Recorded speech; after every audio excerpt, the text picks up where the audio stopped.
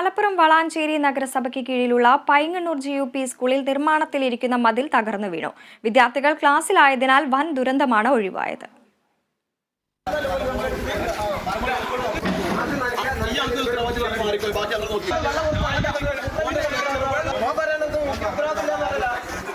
മതിൽ നിർമ്മാണം സർക്കാർ ഏജൻസിയായ സിൽക്കിനാണ് നഗരസഭ നൽകിയിട്ടുള്ളത്. നിലവാരം കുറഞ്ഞ കല്ലുകൾ ഉപയോഗിച്ചതും പെട്ടെന്ന് പണി പൂർത്തീകരിക്കുന്നതിനു വേണ്ടി അശാസ്ത്രീയമായി നിർമ്മാണം നടത്തിയതുമാണ് മതിൽ തകർന്നു വീഴാൻ കാരണമായതെന്ന് നാട്ടുകാരും PTA-യും ആരോപിക്കുന്നു.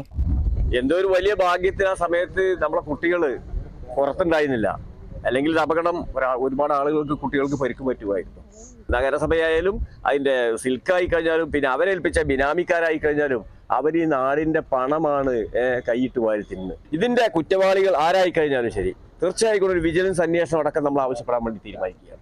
അത് അന്വേഷിച്ചുകൊണ്ട് ആ കുറ്റവാളികൾക്കെതിരെ മാതൃകാപരമായ ശിക്ഷാനടപടി സ്വീകരിക്കുക മാത്രമല്ല, ഇത് ഉണ്ടായിട്ടുള്ള നഷ്ടം അവരിൽ നിന്ന് ഈടാക്കാൻ ആവശ്യമായ സംവിധാനത്തിലേക്ക് പൊതുസമൂഹം മുന്നോട്ട് വരണം എന്നാണ്. വെള്ളത്തിന്റെ അഭാവം ഉള്ളതിനാൽ മതിൽ നനയ്ക്കാൻ സാധിച്ചിട്ടില്ല എന്നാണ് തൊഴിലാളികൾ പറയുന്നത്. നിലവാരം കുറഞ്ഞ നിർമ്മാണ സാമഗ്രികൾ ഉപയോഗിച്ചുള്ള മുൻവശത്തെ മതിലും ഏത് നിമിഷവും തകർന്നു വീഴുന്ന അവസ്ഥയിലാണ്. നമുക്കറിയാം, 3 മീറ്ററോളം വരുന്ന ഈ ചുറ്റുമതിൽ ഇടിയുന്നത് പകലായിരുന്നെങ്കിൽ പിഞ്ചു കുഞ്ഞുങ്ങളടക്കം അതിൻ്റെ ഇടയിൽ പെടുമായിരുന്നു.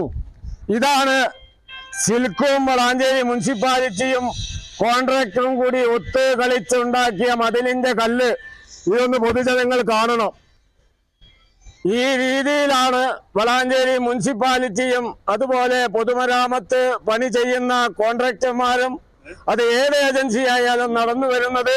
മതിൽ നിർമ്മാണത്തിൽ അഴിമതിയുണ്ടെന്നും നിർമ്മാണ പ്രവർത്തനങ്ങൾക്കെതിരെ വിജിലൻസിനെ സമീപിക്കുമെന്നും നഗരസഭ പ്രതിപക്ഷ നേതാവ് പറഞ്ഞു. നാട്ടുകാർക്കൊപ്പം PTA ഭാരവാഹികളും നഗരസഭാ കൗൺസിലർമാരും CPM നേതാക്കളും സംഭവസ്ഥലം സന്ദർശിച്ചു. Kerala vision news, Malappuram.